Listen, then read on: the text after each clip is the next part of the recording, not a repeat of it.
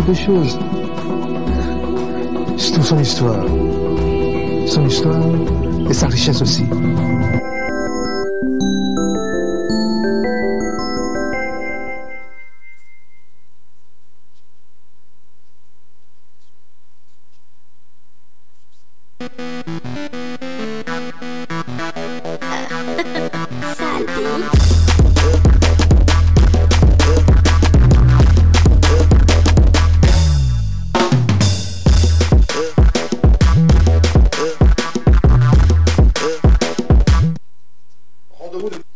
D'informations et beaucoup plus de fun sur le plateau de l'Ekema tous les lundis, mercredis et vendredis à partir de 13h30. Nous avons décidé pour cet après-midi vous offrir un plateau spécial beatmaker. Eux, ils sont ceux qui préparent et offrent de belles sonorités sur lesquelles les artistes viennent poser leur voix. Justement, avec eux, on va rentrer dans leur vie, on va parler de leur carrière, quand ils ont commencé, quelles ont été les difficultés qu'ils ont rencontrées, également les avantages dans ce milieu. Voilà un peu le contenu de cet après-midi. Merci une fois encore de vous installer très confortablement. Dans quelques instants, je vous présente ceux qui vont m'accompagner pour ces 90 bonnes minutes sur les antennes de la télévision deuxième. Installez-vous confortablement avec cette belle sonorité. On revient juste derrière pour démarrer les bonnes choses sur le plateau de l'Ekema. Les vendredis, on ne donne pas conseil, mais on partage quand même les expériences. À tout à l'heure.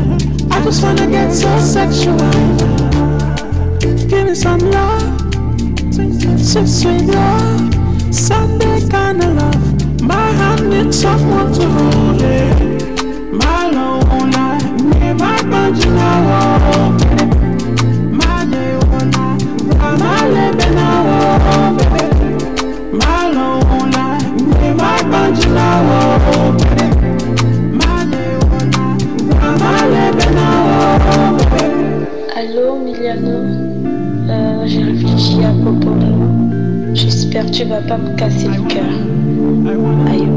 I wanna give to you my best, hold you whenever you need me. I've been putting you the first, but nobody ahead of you. What the guy that took me by my wall on say my man, say my man. Pastis nous permettait justement de lever le voile sur le dernier numéro de la semaine. Nous sommes vendredi, tout sera fun et relax sur ce plateau. Merci de nous suivre et de rester avec nous jusqu'à 15h00 temps universel. Nous sommes de retour sur le plateau. Je vais à tour de rôle donner la parole à mes invités sur le plateau. Ils vont se présenter également à tour de rôle, commençant par, je peux me dire, ou me le permettre de le dire, le plus aidé sur le plateau, Mr. Couronès. Tu es choqué? C'est toi le plus aidé, oui. Vicious, il a fait un moyen truc là. Non, tu vas pas dire que Vicious c'est plus âgé que toi. Je me suis... Le truc qu'on fait quand on change la date de naissance, là, comment est-ce que... Jugement? Il a fait son moins 7 fois, non? Non, on va laisser rester s'il te plaît. S'il te plaît. Il a très peu de la guise, s'il te plaît. Ah bon, tu es le plus âgé. Pas le plus... En termes d'âge et en termes de productivité également. Oui, peut-être en termes de grand frère. Le grand frère, ouais. Ah bon, Eli, je crois pas que tu es plus âgé que Couronès. Non. Bon, on peut le constater à travers les barbes. Essaie de... On sait jamais, tu vois. Mais justement, regardez les barbes de Couronès. Laissez-moi commencer cette émission comme c'est. On va pas rentrer dans le... Regarde la barbe de Eli. Non. Dans cette barbe, en fait, on voit en fait des barbes blanches, mais parfois c'est signe de richesse. Ou bien, amen. Voilà. Donc c'est pas signe de vieillesse. Là, on parle pas de... On peut être riche et être vieux. Bon, on peut être riche et être jeune. Voilà. D'accord. Ça n'a rien à voir. On commence avec Mr. Couronès. Okay. Laissons les dates, laissons même les débuts de carrière de côté. Présentons, c'est ce qui est bien. Okay. Sinon, ceux qui ont fait les jugements plus de cette fois, je ne sais pas si c'est vrai ou pas. Mr. Couronès, bonsoir. Salut. Ça va? Oui, ça va et toi? Super bien, je vais bien, tranquille. Tu ne vieillis pas. Tu te rajeunis à chaque fois. Depuis le moment où je t'ai connu, tu es toujours le même. Ah, Dieu merci. Tout va bien? Ça va. Super bien. Merci d'avoir accepté notre invitation. Oui, c'est normal. Avec toi, on va parler justement de ta vie, de ta carrière et comment tu es arrivé à devenir un beatmaker, aussi talentueux que tu l'es.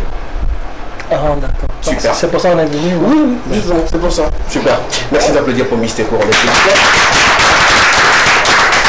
Et c'est comme ça qu'on vous souhaite la bienvenue ici. Davicios, ce n'est pas comme si je fais du plus petit au plus grand. J'essaie juste de dispatcher un peu le plateau. Tu sais faire les choses bien. Voilà, merci. Ne pense pas que je fais du plus grand au plus petit, même si c'est ça. Bonsoir. Bonsoir. Ça va bien? Super bien. Joël Azavon, Davicios, alias Tonton Atekui.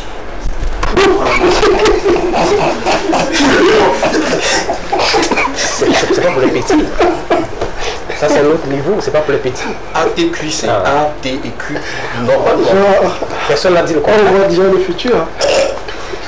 Est-ce qu'on pourra faire cette émission d'une manière... On a vu le calme en fait. Joël, comment tu vas? Super bien. Ça se passe bien. Et le studio, ça va? Ça va. Le studio le plus identique sur toute l'étendue du territoire. Quand vous voyez tout rouge, déjà l'idée se porte sur le studio de Davicios. Bizarrement, c'est Coronas qui a fait le studio là. Le décor? Ah, c'est lui. C'était en 2011. Ok. Oui, c'était en 2011. Avec son grand J'ai frère. fait dans le bac. Donc, vous voyez maintenant. Ok. Vous voyez maintenant. Qui est plus vieux? Oui, il pourrait peut-être. Non, en fait, ce que les gens ne comprennent pas, soit moi j'ai commencé l'école tôt, lui il a commencé tard. Tu vois? Donc ça n'a pas de rapport avec l'âge en fait. Soit tu as commencé tôt, mais. Oui, souvent c'est parce que l'école est chère. C'est un peu. Que tu joues putain mon frère. Oui, mais Comment ça passe au travail? C'est un peu. mais lui m'avait souvent dit que c'était toi le plus âgé. Car on me disait que tu... Bien, arrêtons le massacre. Merci d'applaudir pour Davicios, s'il vous plaît. Bienvenue sur le plateau de l'Ekema. À ses côtés, rapidement, Didier Ellis, bonsoir. Oui, bonsoir. Ça va bien? Super bien. Super bien. On peut dire que c'est toi le plus jeune, bon, physique, c'est-à-dire le visage. Tu as un visage beaucoup plus rajeuni, peut-être beaucoup plus tout petit. Pas de banditisme. Ah ouais? La vie ne peut pas voir. Personne ne me voit, je suis très distant. Je suis non, j'ai rien dit. Pourquoi tu es distant?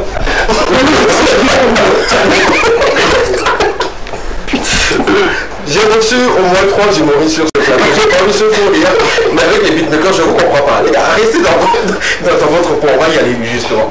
Et merci d'avoir accepté notre invitation. Merci Mon beaucoup. plaisir. Et justement, on ne te voit pas trop, même tu es trop absent sur les réseaux même, mais on t'écoute souvent dans les sons, et peut-être on te voit dans les sorties, les fêtes, les chillings. Ah oui, c'est bon, enfin justement, je comprends. Elise, Oui, il sort Java. ça va tout le monde jouer avec nous. Ok. Ok. Merci d'applaudir pour Didier Ellis, s'il vous plaît.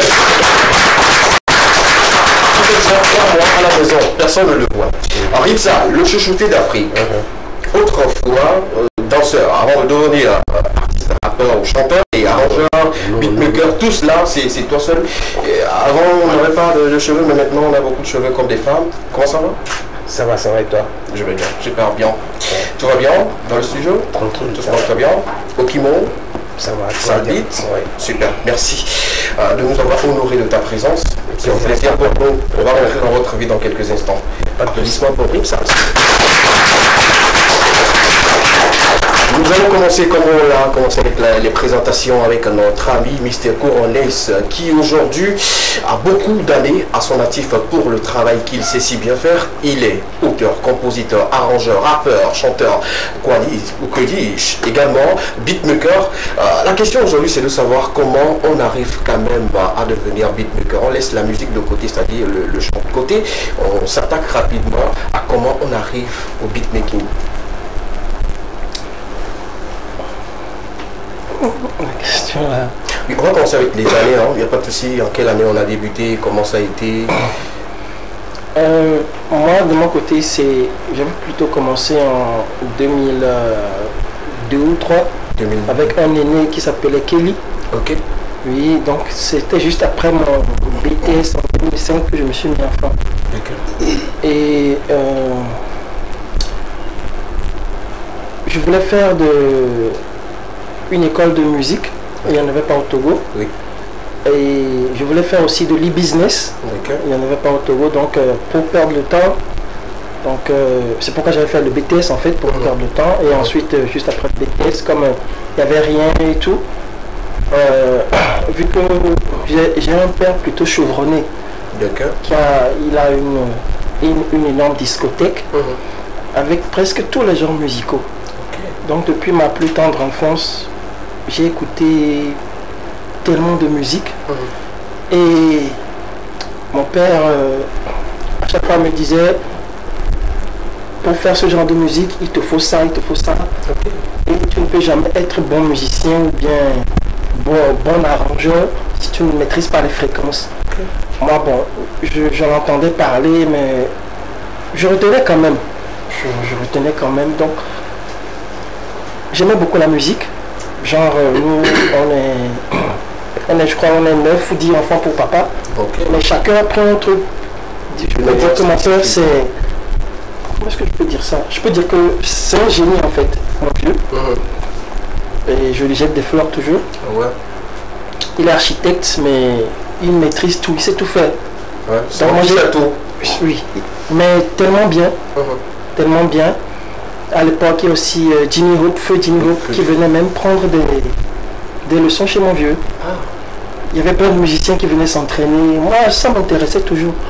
J'étais toujours à côté. Après, il nous a pris un prof qui nous a enseigné le guitare, la piano. Seigneur. Ça va aller, ça va aller. L'histoire parfois c'est ça. C'est vicieux. Mais méchant. C'est que tu es en train de nous plonger dans l'histoire de Provence. Et il fallait justement ce moment-là pour nous réveiller un peu. Les gens dormaient, c'est pas bien. Allons-y. Il nous a pris guitare et piano. C'est mieux. C'était juste ça,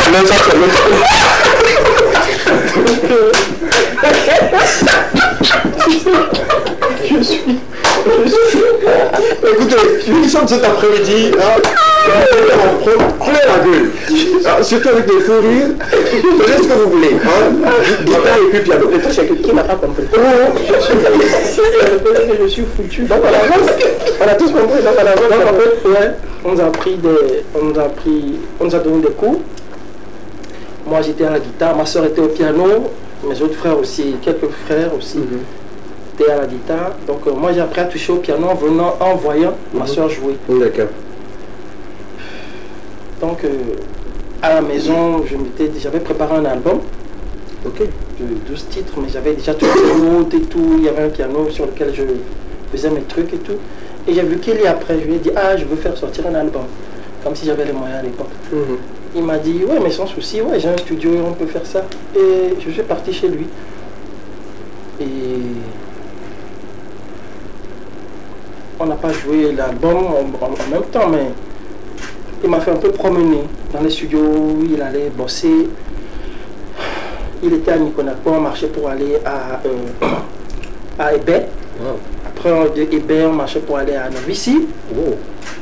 Et moi je le voyais faire les trucs et tout. J'étais tellement passionné par ce qu'il faisait. Et j'ai pris un an à l'observer. Juste à l'observer. Si on comprend bien, l'objectif c'était de venir de produire un album. Mais après, voilà, c'est plus la production de l'album. J'étais accro à ce qu'il faisait. D'accord. Très accro à ce qu'il faisait. Et ça ne me dérangeait pas à l'époque, c'est-à-dire que j'étais venu pour me faire produire, mais là je fais autre chose, ça ne te dérangeait pas? Ça me gênait un peu, mais en même moment, ce qu'il faisait me faisait oublier ce pourquoi j'étais venu en fait. D'accord. Et à force de le regarder, je l'ai suivi, on a fait tout ce parcours en fait pendant plus d'1 an en fait. Et un jour, j'avais eu des soucis, si je dois vraiment entrer dans l'histoire, où moi, très souvent, on me faisait sortir de la maison parce que j'étais un peu têtu. Donc, souvent, quand papa devait prendre un bâton, moi, j'ouvrais le portail et puis moi, je partais. Et tu rentrais à quelle heure? Non, pas je rentrais, moi j'allais dormir dans la rue, des choses comme ça, oui, des trucs comme ça. Avec un tel papa, tu faisais le mur, tu prenais le mur pour... moi j'ai rempli ma bibliothèque de cours. Ok. Donc, souvent, ça me fatiguait. D'accord. Il y a eu un truc qui s'est passé, je ne veux pas trop rentrer dans les détails, et j'ai commencé par dormir au studio aussi. Et 5 jours après, j'ai essayé de faire des beats. En ce temps, c'était Tamakim Tutu qui était le manager du studio. C'était en 2004. D'accord. J'ai essayé de jouer. Ça n'allait pas, mais je ne dormais pas. Après, j'ai fait 5 beats. Je ne sais pas comment j'ai fait ça. Si je peux te dire ce que je fais moi, mais je ne sais pas ce que je fais. Tu t'essayais la chose, mais ça a donné quelque chose. Même jusqu'aujourd'hui, quand je suis sur la machine, je ne sais pas ce que je fais. Je peux te dire que, en fait, c'est de l'esprit, en fait. Et c'est pas notre propre, c'est pas nous-mêmes qui faisons le travail, ce sont les anges avec lesquels, c'est Dieu qui fait le travail pour toi, c'est pas toi. En tant qu'humain, tu ne peux jamais réaliser des trucs pareils. J'ai fait 5 beats au moins. Quand il était venu, après, je lui ai joué les beats, il m'a dit c'était pas moi, que je pouvais pas jouer ça. J'ai dit non, c'est moi. Une semaine après, tous ceux qui venaient faire les sons chez Kelly lui ont dit, ils ont préféré que je leur joue les sons. Ah ouais? Oui, ils ont préféré que je leur joue les sons. Genre, j'ai pris une semaine pour apprendre, pour faire... Ça s'encourage, s'il vous plaît. C'est pas donné le temps de tout. Non, mais j'ai eu le temps d'observer pendant 1 an au moins. Oui. Un peu plus d'1 an. 1 an et puis 5 jours. J'ai observé. Parce que c'est là où j'ai su qu'en fait, c'est l'observation la plus grande arme que l'on a. Ouais. À force de voir la personne faire la même chose. En plus du bagage musical que j'avais, c'était tellement immense le bagage musical que j'avais. Et tout. Donc après, je ne restais plus à la maison, les gens m'appelaient, j'étais à la maison. Ça me gênait même pas de marcher de Tokompita pour aller à Bagdad pour faire des ça c'est quoi? Déjà quand on n'a pas du mal à quitter d'un point A et aller en point B malgré la distance, qu'est-ce qu'on peut appeler là, cette distance-là? Ce qui vous permettait à vous de vous déplacer sans se poser la question? C'est la passion. La passion. C'est la passion. Super. On retient dans le développement de Couronès l'observation et maintenant la passion. Je suis tout de suite, je vous suis. L'histoire nous intéresse.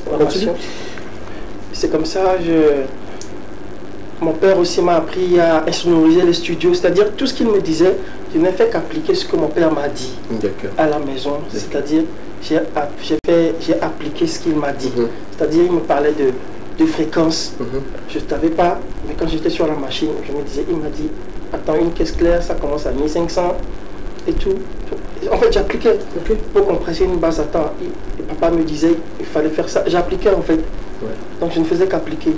Maintenant pour l'inspiration et pour le reste, quand je dois faire un son, je me dis toujours, il faut que je fasse quelque chose qu'ils n'ont pas l'habitude d'entendre. Il faut que je mette du génie. Il faut que le divin parle à travers moi dans ce que je fais. C'est pourquoi, à un moment donné, je ne fais plus de hits ou plus de tubes. Bon, c'est peut-être le nom qu'on peut donner au son que je sors, mais je me dis que je fais des classiques. Parce que les hits et les tubes ne tiennent pas la route par rapport aux classiques. Les classiques sont plus dangereux. Ça c'est vrai. Et ça ne meurt pas. Donc, ça traverse les générations. Et ça m'a fait plaisir parce que j'ai entraîné toute une génération derrière moi. On avait peut-être le même âge, peut-être j'avais 2 ou 3 ans. C'est-à-dire,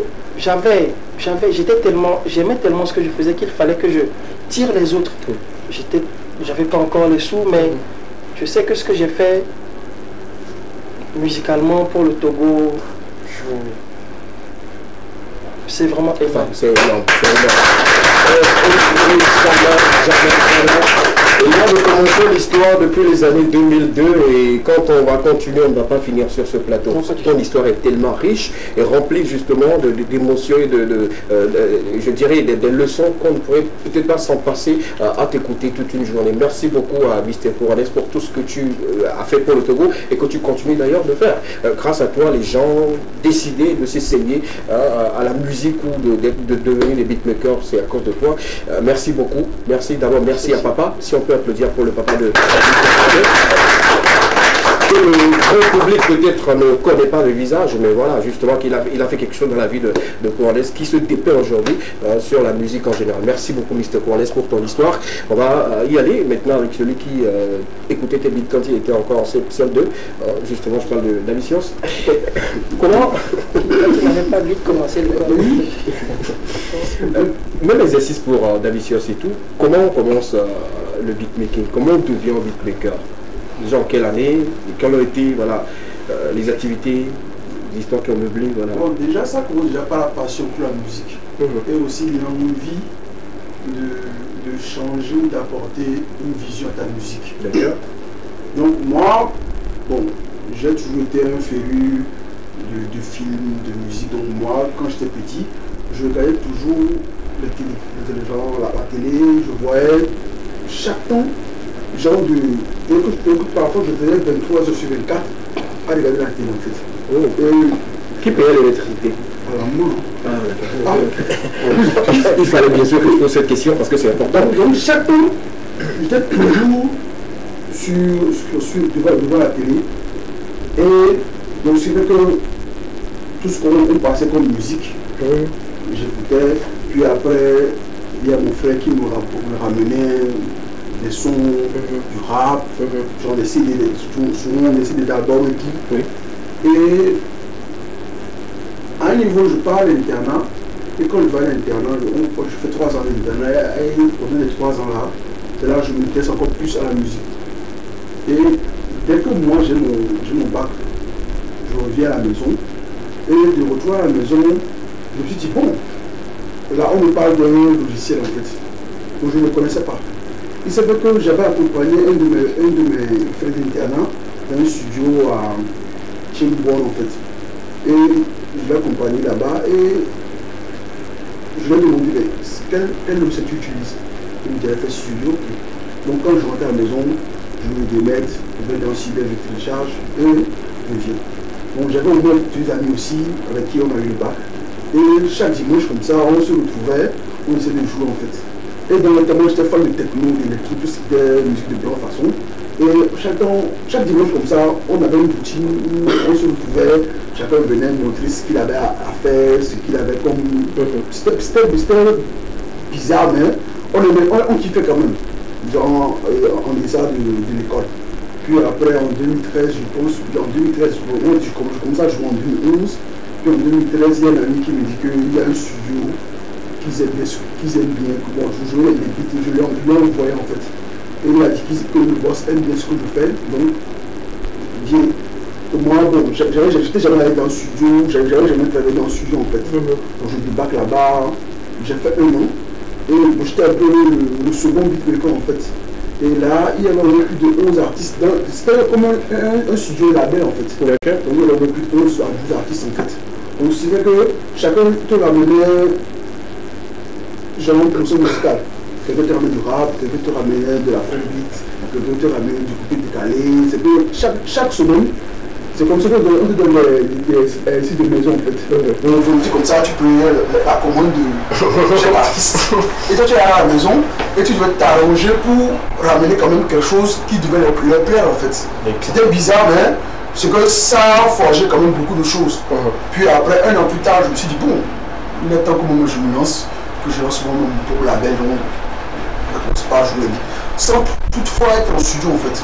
Et quand j'ai commencé, j'ai mis un label en place, et c'est Cédric. Et c'est là qu'on ne peut pas travailler ensemble, faire les beats ensemble. On allait même faire les pistes chez DJ Ellis. Ah, donc tu n'es pas si jeune que ça. Il se pointe. Je reviens. Merci d'en venir.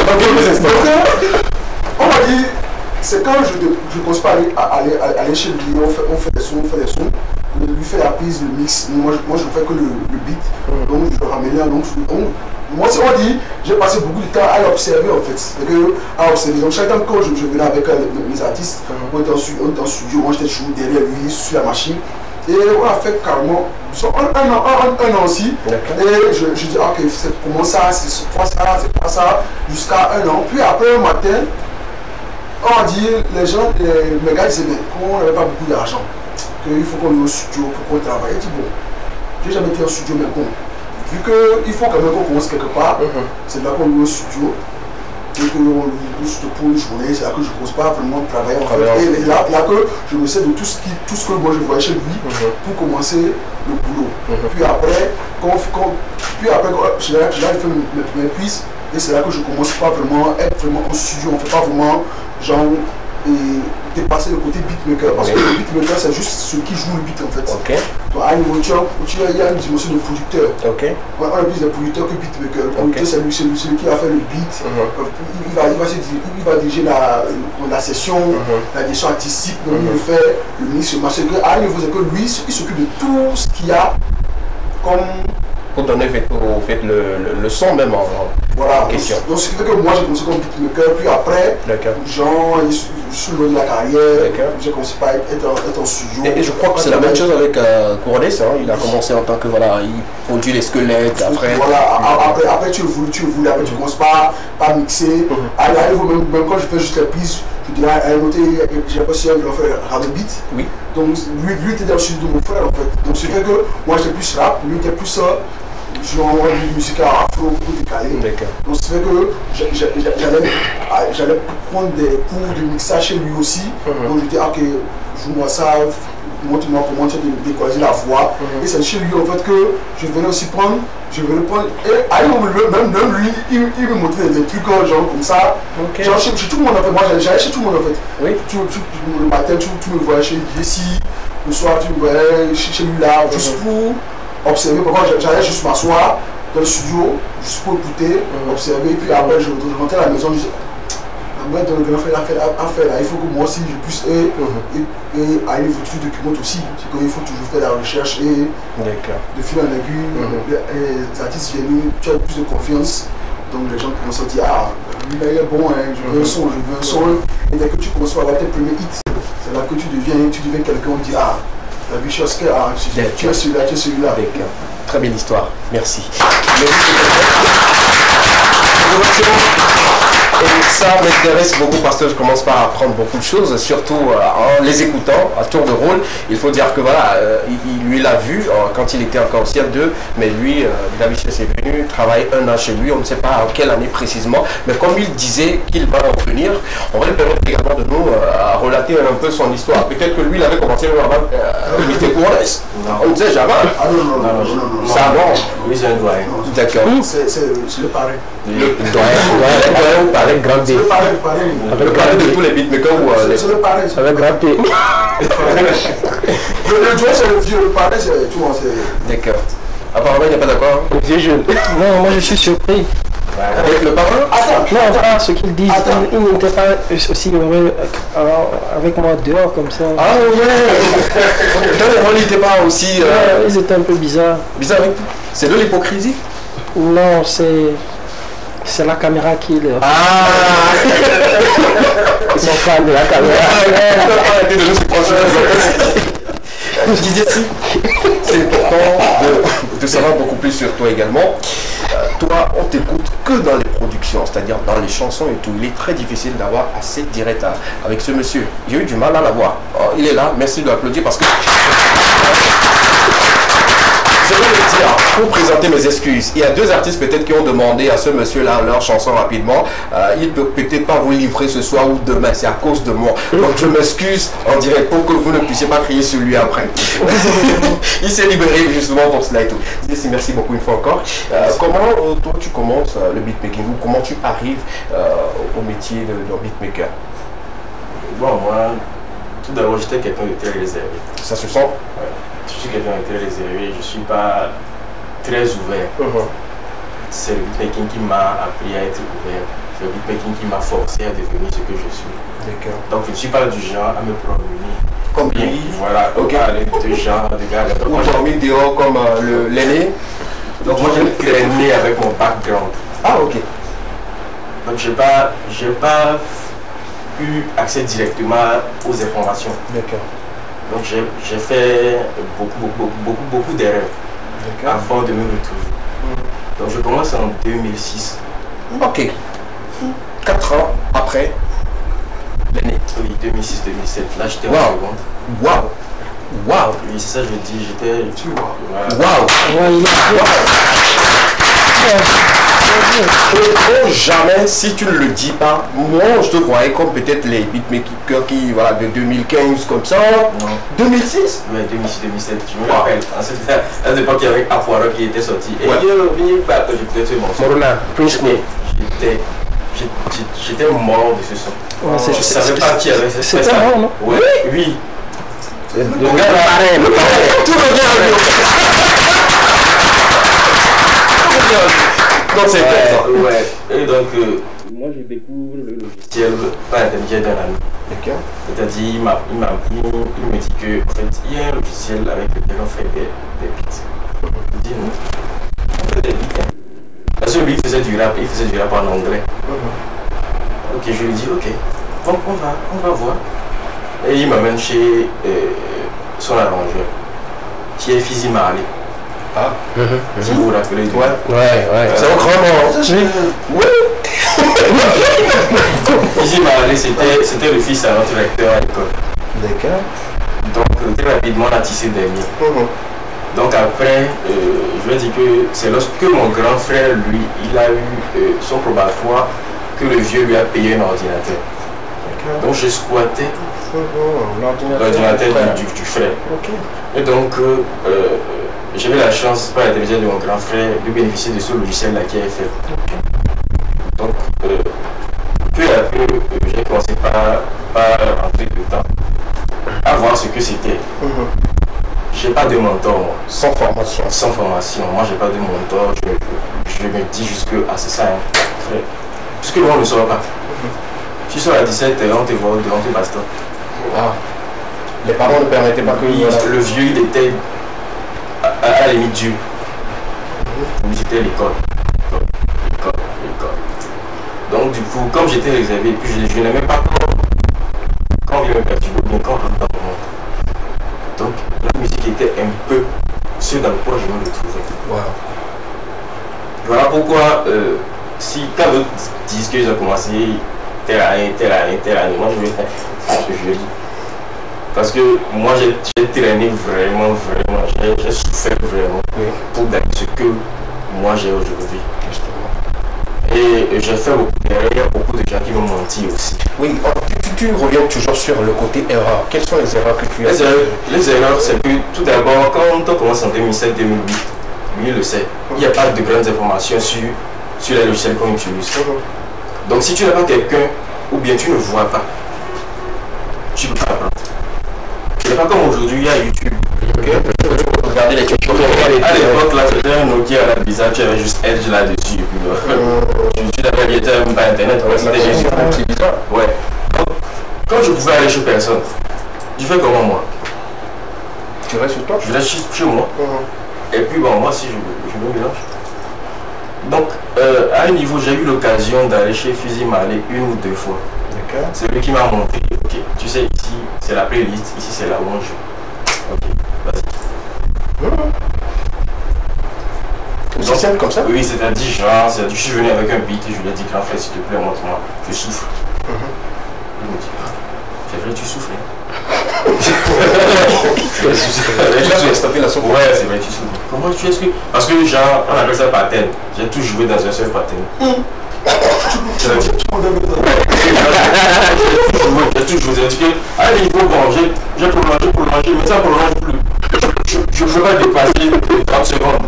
Genre, c'était juste la boucle là. Ça m'énervait. Je l'ai amené aux environs de. Parce que je savais que je devais rentrer avant 17h à la maison. Donc je l'ai envoyé le projet. Il me dit, ok, d'accord, je vais t'aider. Il me décortique le projet. Et puis il me dit, ok, tu sais, ici c'est comme ça que ça se fait. Ici c'est comme ça que ça se fait.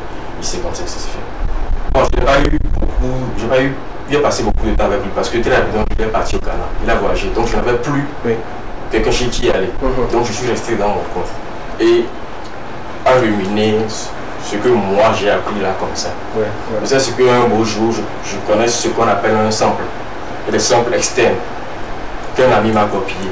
C'est là que je me suis dit, ah, les gens vivent bien, les gens mangent bien.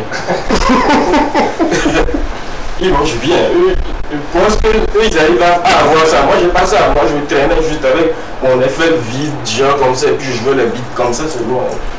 Donc, au fur et à mesure, c'est ça qui m'a rendu accro à ça. Parce que moi, je n'avais rien. Et puis bon, j'arrivais quand même à faire quelque chose, quoi. Donc après, j'ai vraiment pris goût.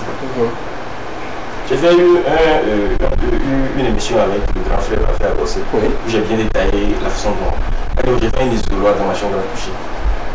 C'est quand on rentre dans ta chambre? J'ai fait un isoloir. Et c'est dans ma chambre à coucher que Vicious venait pour enregistrer. Ok. Voilà, j'en suis venu. D'accord, là, on comprend mieux. Voilà. Donc, disons que c'est de là que tout est parti, de fil en aiguille. Bon, après, j'ai eu le bac et puis j'avais un peu plus de liberté. Donc, je pouvais me promener, aller chez certains. Elle a dit, bon, moi je ne pouvais pas dire que je suis beatmaker, non, je ne peux pas me permettre ça parce que c'est un peu comme si je veux être auteur ou bien me montrer. Donc je dis, je viens de débuter, bon, comment est-ce qu'on fait ça là? On me montre un peu. Et puis, bon, j'ai eu la chance d'avoir un autre mentor qui est Kenneth, que je salue aussi. Lui aussi, il nous a appris beaucoup de choses à moi et à Vicious. Parce qu'en temps, c'était le projet à 3. Et c'est là que j'ai vraiment, voilà, disons, augmenté un peu mon niveau. Voilà le niveau. Et ça m'a ouvert d'autres horizons. C'est de là que j'ai commencé aussi réellement à proposer des pros aux gens. Voilà, et donc c'est de là que j'ai fait Chia. Oui. En 2013. Oui, qui se rappelle de ce son? C'est lui, je sais pas, c'est c'est lui. J'ai cherché après Gabega. Donc c'est de là que c'est parti. Gabega Mais est-ce que tu utilisais la signature je crois pas. Oui, il disait au départ, je l'utilisais parce que je n'avais pas encore d'identité. Ok.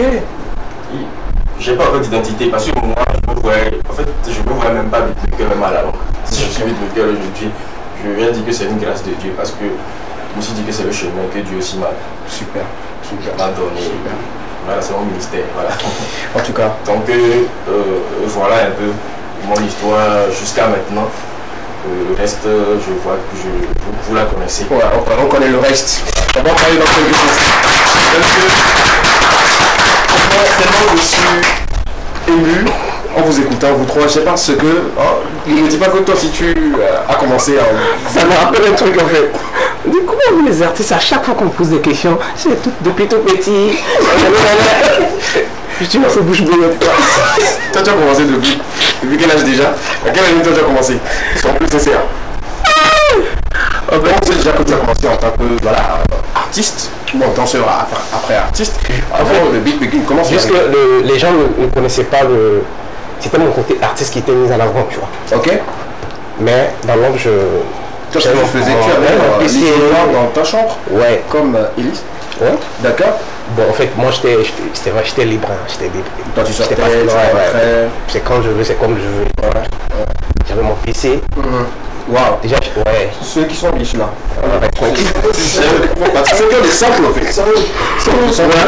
Donc j'étais avec j'avais formé un groupe avec mes frères. Voilà, on était 4. En quelle année? 2005 et tout. Moi j'étais petit, hein. J'étais petit. Ouais. J'étais petit.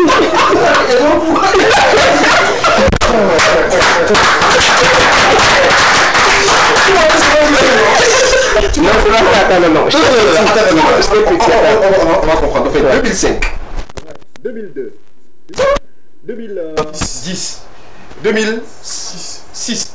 Waouh. Bon. Quoi? Tu veux quel argent en 2005? Ah, calme-toi. Parlons d'abord, calme-toi. Ok. Laisse-moi m'exprimer. Vas-y, rapidement. Donc, j'ai formé un groupe avec mes frères et tout. Et on avait un cousin chez qui on allait, c'était lui le beatmaker et tout. Donc, du coup, moi, à chaque fois qu'on devait s'entraîner, c'était moi qui jouais à la batterie sur la table. Voilà. Et je coachais tout le monde. C'est-à-dire, je faisais le refrain. D'accord. Il y a mes frères qui rappaient, je fais le refrain, je jouais quoi. C'était mon instrument, je jouais et tout. Et lorsqu'on allait chez mon cousin qui est le beatmaker, c'est moi qui lui disais ce qu'il doit jouer. Ouais. Wow. Il dit, bon, joue ça. Moi je ne maîtrisais pas le logiciel. FL Studio je le connaissais, mais je ne connaissais rien. Mais comment tu arrivais à avoir au fait ces notes-là en tête et proposer ou dire au beatmaker de jouer ça pour toi comme ça? Déjà le grand frère Cornès l'a dit, c'est la passion. En fait, je crois que c'est la passion qui fait que lorsque quelqu'un te demande de jouer un beat, la première des choses, tu ne penses pas à l'argent. Ok. Alors en vrai, tu ne penses pas à l'argent. Alors, tu ne penses pas à l'argent. Genre, ça dit que tu as tellement envie de vivre la chose que tu ne penses pas à l'argent. C'est comme la passion, déjà, c'est comme ton premier cachet, tu vois. Tu te mets à fond, tu joues, déjà, c'est un film, c'est quand tu joues à un jeu, tu vois. Donc, tu te surpasses, tu veux. C'est ton monde, quoi, tu vois. Tu es à l'aise là-dedans, donc tu ne penses pas à l'argent, ça ne t'intéresse pas. Il suffit juste que tu fasses ce que tu as envie de faire. Super. Donc voilà, c'est comme ça. Je jouais tranquille. Je ne savais pas jouer à la batterie, hein, même pas. Mais je jouais très bien. Et quand tu m'entends, tu vas penser que je suis un batteur, mais même pas. C'était naturel, quoi, tu vois, je ne forçais rien, c'était comme ça, on s'entraînait. Et puis, après l'entraînement, on allait chez mon cousin qui est le beatmaker. J'ai dit, voilà, on est venu avec ça. Voici le refrain. J'aimerais que tu joues cette mélodie-là, c'est ce que moi je veux. Tu vois, j'aimerais que tu joues ça comme ça. La batterie, j'aimerais que tu joues ça comme ça. Et puis, il me regardait, bon, en même temps, ça l'impressionnait de voir une personne là, j'étais petit, hein, tu vois. Et puis il me dit, joue ça. Mais j'étais toujours pas satisfait de la façon dont il jouait. C'est là que ça vient. Tu vois, c'est quoi le logiciel, s'il te plaît, tu me dis, il dit FL, est-ce que tu peux me le copier si ça te dérange pas? Moi j'ai déjà mon PC, tu vois, je me copie le logiciel et je rentre à la maison, je l'installe moi-même, c'est gâté. Tu vois, ça ne fonctionnait plus. Quoi? Le logiciel. Non, en fait, non, c'est vrai,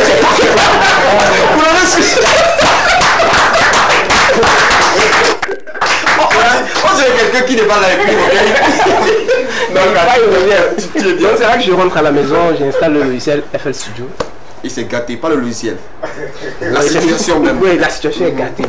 C'est là maintenant que la passion, tu vois, la passion donne naissance à d'autres choses, tu vois, à d'autres branches. Il y a des choses qui viennent, tu sais pas d'où ça vient, parce qu'il n'y a pas de coach, hein. Oui. T'as personne, tu vois, tu es face à ton PC et tu te poses des questions. Ce que je fais là, est-ce que c'est bien? Donc déjà, ça sonne mal. Donc tu cherches à t'en sortir, genre d'essayer de... Et en vrai, quand tu patientes, ce que tu fais, tu es conscient qu'il y a des erreurs, mais lorsque tu patientes, tu arrives petit à petit à t'en sortir. Genre tu essaies de corriger les erreurs, parce que tu es ton propre prof, il n'y a pas de tuto, il n'y a personne qui viendra te dire fais ci, tu vois.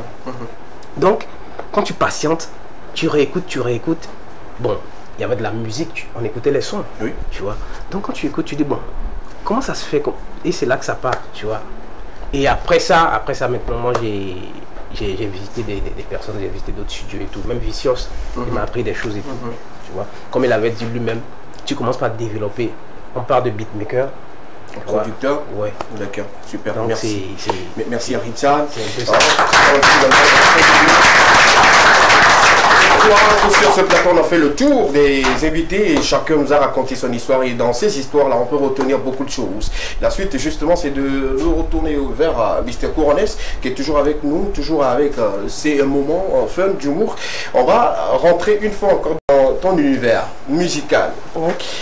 Comment on arrive quand même à être et beatmaker, c'est-à-dire producteur et en même temps artiste, parce que la plupart des beatmakers ou des producteurs chantent également. Comment ça se passe au fait? Comment vous arrivez quand même à faire le lien entre les deux? Bon, si je dois parler de moi, oui. Moi mon c'était d'être artiste, hein, pas d'être beatmaker. Ok, à la base c'était être artiste. Même jusqu'aujourd'hui, franchement, je préfère être artiste que beatmaker. Mais en fait, tu sais, c'est pas facile de concilier les deux. Parce que la plupart des grands beatmakers, producteurs qui sont aussi artistes n'arrivent pas à faire une carrière vraiment solide. C'est vraiment très compliqué. Parce que plus tu es bon, plus ta demande est grande. Mais le plus grand secret, la plus grande chose que les gens ne savent pas, quand tu es beatmaker et que tu es artiste aussi, quand il y a des clients qui viennent et les gens qui viennent demander, c'est toi tu te joues toi-même, quoi. Ok. C'est une partie de toi que tu joues aux gens. C'est différent du fait que tu sois juste beatmaker. Et quand tu es artiste et beatmaker, c'est ta perception de la chose. En tant que, si c'était moi qui chantais ça, comment est-ce que j'allais le faire? Donc, c'est une double casquette.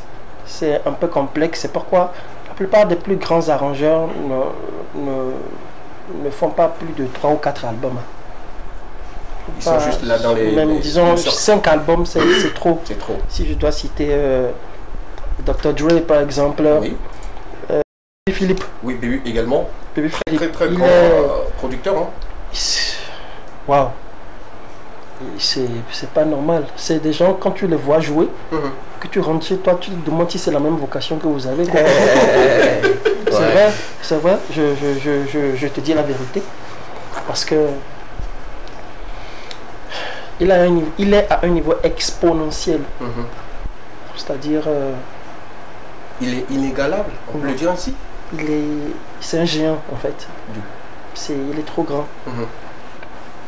Je me rappelle aussi, quand j'allais chez lui, c'est vrai, il a des tonnes de sons qu'il n'arrive jamais à faire sortir, tout comme moi, parce que nous sommes tellement perfectionnistes. Oui. À un niveau, c'est-à-dire, tant que c'est pas comme ce qu'on veut, tant qu'on n'a pas les moyens pour le faire, ça ne sort pas, ça peut dormir là-bas, il n'y a pas de souci. Mais au-delà de ça, en plus, tu n'arrives pas à faire sortir tes sons, mais la demande est là, les gens te gênent tout le temps, tellement qu'à la fin tu es fatigué, tu n'arrives plus à faire tes propres morceaux. À un moment tu composes pour d'autres, tu coaches d'autres. Et en fin de compte, notre plus grand problème, c'est que quand il se fait tard dans la nuit, tu vois que en fait tu es tout seul, quoi. On va revenir sur les inconvénients de ce milieu-là avec tout le monde, mais on va te plonger une fois encore dans ton univers musical. On te connaît très rapide, surtout en rap et en chanté. On se pose beaucoup de questions. Comment il est aussi rapide que Kirikou, mais musicalement parlant? On va regarder le medley de notre ami Mister Couronné sur le plateau. Quelques sons que nous avons justement agencés pour le plus grand bonheur des fans de Mister Couronné, c'est également de cette émission. On part tout de suite pour le medley. On va regarder ses productions qui datent également et pour les récentes sorties également. Et puis on revient juste derrière. Ne bougez pas, continuez toujours de nous suivre sur la TV2 sur le plateau de l'Ekema tout à l'heure. On n'a pas le medley de Mister Couronné.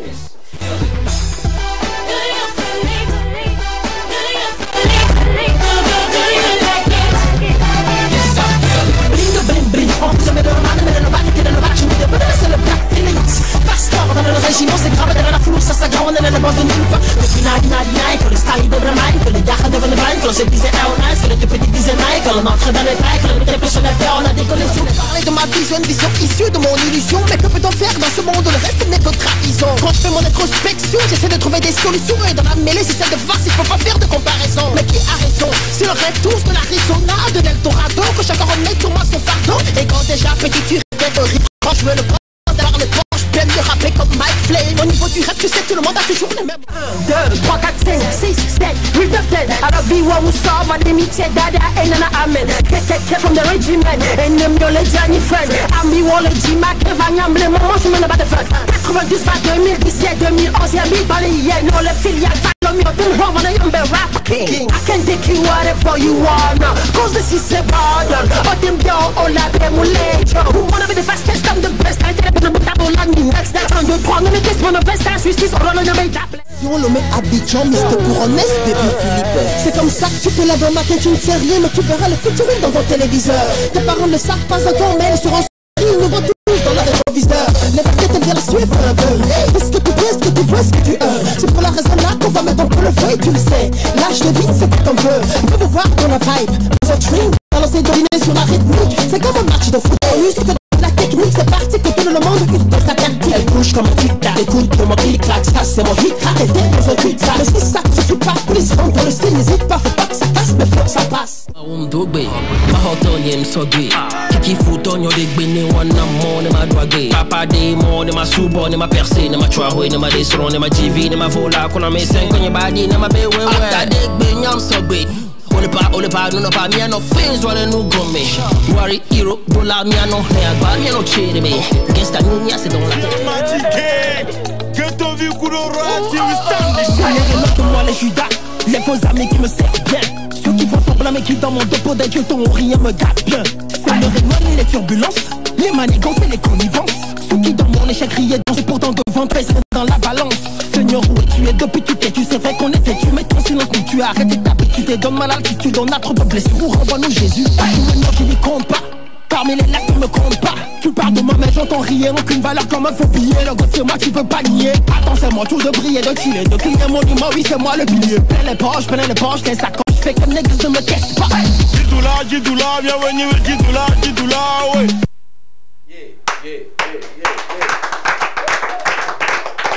Elvis Couronnes, le plus rapide et kicker que le Togo connaisse. Bravo, félicitations. Est-ce que les femmes arrivent quand même à fredonner avec cette vitesse tes productions? Ça t'arrive quand même de les écouter, le faire comme toi? On ne suit pas Dieu. Ouais. On ne suit que ses envoyés. On ne suit pas Dieu, on ne suit que ses envoyés. Waouh. C'est pareil. En tout cas, bravo. Merci beaucoup. C'était quelques sonorités à mixer pour le plus grand plaisir de notre ami Mr. Cornet sur le plateau. Damisios, est-ce qu'il y a une formation spécifique pour devenir beatmaker ou producteur? Ou bien il faut toujours continuer par la peinture et l'art? Continuer par s'essayer dans sa chambre? Bon, aujourd'hui avec Internet, tu peux te former. Tu peux te former sur YouTube, sur TikTok. Moi, parfois, je me lève le matin, je me suis abonné à des pages sur TikTok sur lesquelles je suis des vidéos. En fait, chaque temps, on ne finit jamais d'apprendre. En fait, quand on donne ce que je connaissais il y a 2 ans a changé. Ce que je connais pour acquis il y a 2 ans, la manière dont je mixais mes sons il y a 3 ans, 4 ans, ce n'est plus la même aujourd'hui. Et chaque temps aussi, parfois je dis souvent, l'oreille, bon, pas pour être très spirituel, mais l'oreille parfois, l'oreille musicale, ce qu'on a, c'est qu'elle s'ouvre en fait, il y a plusieurs portes en fait, qui s'ouvrent chaque fois. C'est qu'aujourd'hui, je peux écouter un son, je vais percevoir la batterie, je vais percevoir le kick, je vais percevoir un son. 2 ans plus tard, il se peut que je capte en fait quelque chose dans le son. Peut-être la guitare. Une percussion. Oui, une percussion.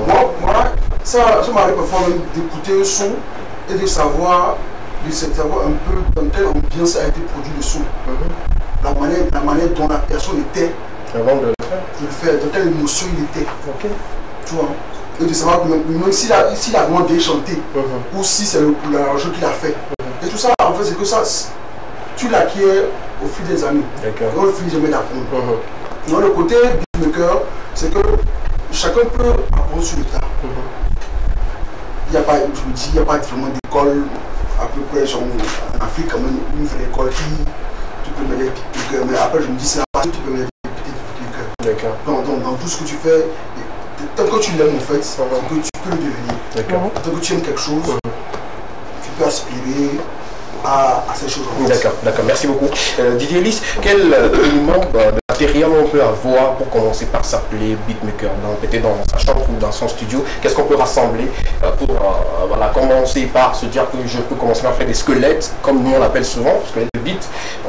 Quels sont les... À mon avis, c'est juste un ordinateur. L'ordinateur? Des écouteurs. Des écouteurs. Pourquoi? Est-ce qu'il y a une particularité pour avoir des écouteurs? Non, il faut un récepteur et comment est-ce qu'on dit ça? Il faut quelqu'un qui joue et puis un truc qui retourne et qui te permet d'écouter ce que tu es en train de faire. Si je pose la question parce que les ordinateurs sont dotés au fait des retours, est-ce que cela ne pourrait être... Pas comme ça. Surtout dans le temps où on était encore sur UC. Aujourd'hui, c'est le PC. Tu peux écouter un peu, mais en fait, c'est comme si tu me disais que. Un truc avec un portable. Tu peux écouter. La restitution fréquentielle est très différente. Au grand jamais, tu peux vraiment kiffer. Il y a des instruments que tu ne pourras pas. Tu peux commencer comme ça. Mais avec le temps, par exemple, il disait qu'il avait fait beaucoup d'erreurs. Je me dis que peut-être d'abord, il n'avait pas une bonne écoute et tout. Tu joues, tu vas... Son oreille n'était pas vraiment ouvert comme... Oui, c'est avec le temps que ça s'ouvre. Petit à petit, parce qu'à force de répéter la même chose, ça va. Mais quand tu es intelligent, tu sais que quand tu fais la même chose, tu vas avoir le même résultat. Donc, il faut essayer de se pencher par d'autres options. Entrons dans les questions un peu plus, pas classiques, mais qui dérangent très souvent. Il y en a dans le studio qui vont encore vous poser quelques questions et tout, mais jusque-là, c'est apprendre. Si quelqu'un se sent, il peut répondre et tout. On sent que les artistes ne vous valorisent pas le plus, vous, beatmakers, ou vous, producteurs. C'est-à-dire que vous faites le plus grand travail, mais à la sortie, quand un son devient un tube, très rarement, les beatmakers, les producteurs sont cités ou dans les interviews et tout. Comment vous percevez ça?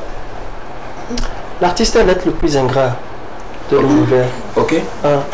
Et si tu le fais, si tu t'attardes des remerciements, tu vas finir par te suicider en fait. Donc tu le fais, les beatmakers normalement doivent avoir un très grand cœur. Okay. Parce que je suis beatmaker, mais à chaque fois que je vois que celui-ci a un talent, je lui dis viens, on va essayer un truc. Parce qu'on a toujours envie de découvrir d'autres univers. Justement. Mais au même moment, les artistes, souvent quand ils commencent avec toi, ils ont du succès, ils changent d'arrangeur. Qu'est-ce qui pousse les artistes à faire cela rapidement? C'est l'impolitesse. Quel type d'impolitesse? Tu sais, la valeur que tu leur donnes, ils ne te retournent pas ça. Tu vois? C'est parce qu'avec toi, ils ont travaillé sans presque payer ou bien sans payer. Ok. Mais quand maintenant le succès vient, au lieu de t'aider peut-être à te relever toi aussi et tout, s'ils ont peut-être des sous, ils préfèrent aller peut-être en Côte d'Ivoire ou au Bénin pour jouer des beats et venir faire la pluie le beau temps. Toi tu as oublié en fait. D'accord. Toi tu as oublié. D'accord. Mais le fait est que si moi je dois donner un conseil au mien, en fait, excuse-moi, hein, tu vois, il y a il est écrit que un esclave n'est pas plus grand que son maître. Et celui qu'on envoie va être plus grand que celui qui envoie. C'est Jésus qui l'a dit. Aujourd'hui, les gens prient beaucoup, ils disent au nom de Jésus. Mais après tout, c'est grâce à Dieu que Jésus est là. Donc si tu te considères comme Dieu et les gens préfèrent appeler Jésus, tant mieux, moi c'est moi la source quoi. Beaucoup de sagesse, ça s'applaudissait le mec. Bon, mais déjà tu ne dois pas te plaindre puisque tu es avec tous les artistes, on te voit partout avec tes artistes là, est-ce que tu te plains aussi de ça? Non, en fait, c'est moi qui les valorise. Non, c'est moi qui me suis levé matin pour me valoriser. S'auto-valoriser lui-même. C'est que je n'ai pas. C'est quand j'ai commencé par le faire que j'ai eu une valeur sur le marché et qu'ils étaient obligés d'accepter le genre de jouer le jeu parce qu'à niveau ils ont vu que bon, on était un peu au même niveau, pas au même niveau, mais que j'étais aussi quelqu'un, aussi une personnalité. Le fait de me mentionner aussi leur profitait. À niveau ça a été un travail d'image que j'allais faire les shootings, de me mettre en avant, dans les clips, de me mettre vraiment en avant pour qu'on me connaisse aussi, pour que j'ai une identité, pour qu'on puisse mettre comment dire, une image sur le nom. D'accord. Et souvent ça me rappelle en 2020. En 2020, en plein Covid. En Covid. Et en plein Covid, nous on a créé une association, l'association ATAB en fait. Donc c'est lui notre président. Toujours le pareil. C'est le pareil, tu vois non? ATAB, ils savent pas ce que ça veut dire. Oui, on va expliquer. ATAB, c'est quoi? C'est l'association congolaise arrangée beatmaker. Ah, ok. Donc ça a été créé à la demande du gouvernement en fait. Ah, yeah. Si on va rentrer dans ce détail pour remercier rapidement le chef de l'État d'avoir tourné les beatmakers, quelque chose qui normalement à saluer, à louer et tout. En tout cas, monsieur le parrain, j'espère qu'à la fin de cette émission, on va en parler par rapport à cela. Donc, ça a été créé, on a commencé par vouloir quand même changer des choses, quand même normaliser des choses quand même. Et en 2020, il y a la crise, il n'y avait pas d'argent, et les artistes venaient vers nous, disaient, s'il te plaît, c'est chaud. Je pense que nous tous ici, on en est conscients. Et on a fait avec Boomer. C'est que, Colès dit souvent, le beatmaker, c'est celui. Tu peux être beatmaker si tu n'es pas de cœur en fait. Il faut avoir une patience de ouf, avoir un sang-froid de malade. Parce que déjà en studio, là, voir l'artiste chanter mal, déjà. Je pense que vous énerve beaucoup. Non, à l'époque, on est là, ça ne nous dit plus rien. C'est qu'on est en mode. Mais les gens, ils ne peuvent pas. Moi, parfois, je ne peux pas. Ils ne peuvent pas être chez moi, je vais jouer la musique, genre en répétition, genre 5 minutes, la même mélodie. Allez voir dîner. Pourquoi? Alors que moi, c'est la procédure en fait. Et en 2020, on fait tout ça. Puis viennent les Awa. Quand il y a les Awa, awards, je me souviens, il y avait les Heroes, ils se lèvent et ils font les awards et ils ne font pas la catégorie beatmaker. Donc ça, je peux comprendre. C'est que, bon, nous les beatmakers, on est souvent oubliés, ça arrive. Mais on fait une conférence de presse. Et dans la conférence de presse, les artistes sont là. Nous, on ne pas convier. Les artistes sont là. C'est que c'est des grands artistes, ces gens qu'on connaissait. Chacun avait un client quand même là-bas. Oui. On fait la liste. Aucun d'entre eux ne se pose la question de où sont les beatmakers. Les artistes? Oui. D'accord. Aucun d'entre eux ne se demande où sont les beatmakers. Aucun ne dit, ah, les gars, c'est comment on fait? C'est comme s'il y a des gens qui montent dans le bail. Genre, la soirée, on annonce la catégorie. Là, la table se réunit, on se dit, mais c'est comment? De là, on lance en fait un mouvement, on lance une lettre et on adresse à Iris pour afficher notre mécontent de nous. De la même façon aussi, les artistes aussi, au lieu de nous soutenir encore dans ce bail, ils ne le font pas. Moi, je me suis dit, il y a des artistes qui ont des problèmes. Les beatmakers se sont levés pour dire, ok les gars, c'est comme ça, on fait ça, mais quand le truc est venu à nous, aucun d'entre eux n'a vraiment dit, oh les gars, on va se lever. Ils ont pu faire un boycott pour dire, les gars, si vous ne nominez pas les beatmakers, si vous ne nominez pas, peut-être en notre nomination à nous également. Mais c'est là où tu vois que l'artiste c'est qu'il s'est dit, ah, que pour ma gueule, toi, bon, on s'en fout. On s'en fout. Et, tu vois. Bon, en soi c'est pas la loi le problème, c'est la considération du problème. Parfois, on était au moins 5 ou 6, on serait 5 ou 6 à aller, il y aurait un gagnant. Oui. Tu vois. Mais quand même. Le fait d'être nominé, c'est quelque chose. C'est comme pour dire quand même qu'on a fait le boulot. Et en 2020, nous avons fait le boulot. Oui. Ça doit être applaudi, s'il vous plaît. En 2020, je dis bien sans les beatmakers, même nous les animateurs on était au chômage, il faut le dire, il n'y a pas de ceinture, il va faire quoi? Il n'y a pas même des émissions télé, il n'y en avait pas, mais les beatmakers étaient en studio en train de produire en fait les artistes qui sortaient en fait des sons pour nous enjailler. Il y a beaucoup de hits, beaucoup de tubes qui sont disponibles aujourd'hui, c'est en 2020 et ce boulot là ça vient justement des beatmakers. Vous méritez encore des ovations s'il vous plaît. Je reconnais le travail et force à vous, on ne va pas vous négliger. On va finir rapidement, quelques secondes.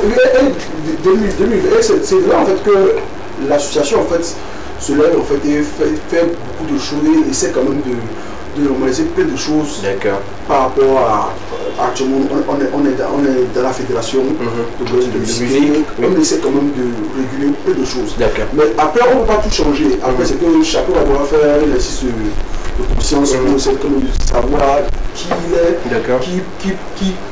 ce qu'il peut faire pour l'autre en fait. Après on va forcer l'artiste à nous mettre en valeur. Moi je me dis si tu ne peux pas, moi je le ferai. Moi aussi, c'est fait tout seul. Moi je le ferai tout seul. Je pense que c'est. Merci beaucoup. À tous également sur le plateau, quels sont les plus gros inconvénients dans ce milieu? On va juste donner deux par tête, deux inconvénients par tête si on en a quand même, ou bien des inconvénients si on a. Rimson, inconvénient dans ce milieu, à part l'ingratitude ou peut-être le manque de considération des artistes et tout, l'inconvénient c'est quoi? Bon, l'ingratitude, déjà, c'est la base, c'est la base. Parce que, je l'avais dit, c'est la passion qui fait que, déjà qu'il faut avoir un gros cœur, avoir un grand cœur, je sais pas trop. C'est la passion qui fait que, quand tu viens, genre, tu vois quelque chose en lui, tu vois, c'est le talent. Mais en disant ça, bon, on est des êtres humains, tu vois. Quand toi, tu restes là, d'abord, tu penses pas à l'argent. Parce que déjà, l'artiste vient et te dit que voilà, c'est comme si c'est comme ça, tu vois, il pas mal les moyens. Toi, tu sais que l'artiste n'a pas les moyens, mais le talent y est.